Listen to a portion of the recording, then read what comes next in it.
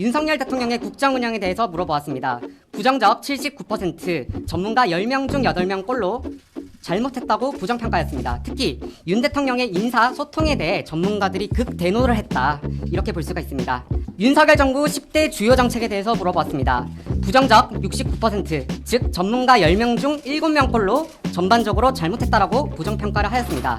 특히 경제 양극화 불평등 해소를 제일 잘 못했다라고 평가를 했으며 노동 존중, 지역 의료 격차가 뒤이어서 잘못했다라고 평가를 받았습니다. 윤석열 정부의 국정과제에 대해서도 물어보았습니다. 못한 정책 52%, 잘한 정책 21%, 둘 다 해당 없음 27%로 전문가 절반 이상이 잘못한 정책이라고 부정평가를 하였습니다. 그나마 가장 보통 정책은 부동산 정책으로서 못한 정책 41%, 잘한 정책 34%, 해당 없음 25%로 집계돼 잘한 정책으로 평가받지는 못했습니다. 반면에 오차 범위 내에서 가장 못한 정책은 소통 정책, 그리고 노동 존중, 탄소 중립, 농사노천, 기타 통일안보로 집계돼 이 5가지가 동률로 추정이 됩니다. 전체적으로 윤석열 정부 1년 전체 23개 국정과제 중에 못한 정책은 15개, 보통 8개, 그리고 그 어떤 국정과제도 긍정평가를 과반수를 넘지 못해 잘한 정책 없음으로 부정평가되었습니다. 전문가 종합평가 결과 말씀드리겠습니다. 윤석열 정부의 지난 1년 전문가 종합평가는 부정적 77%, 긍정적 19%, 보통 5%로 전문가 4명 중 3명 꼴로 잘못했다라고 부정평가했습니다. 그렇다면 향후에 윤석열 정부가 주력해야 할 정책에 대해서 물어봤습니다.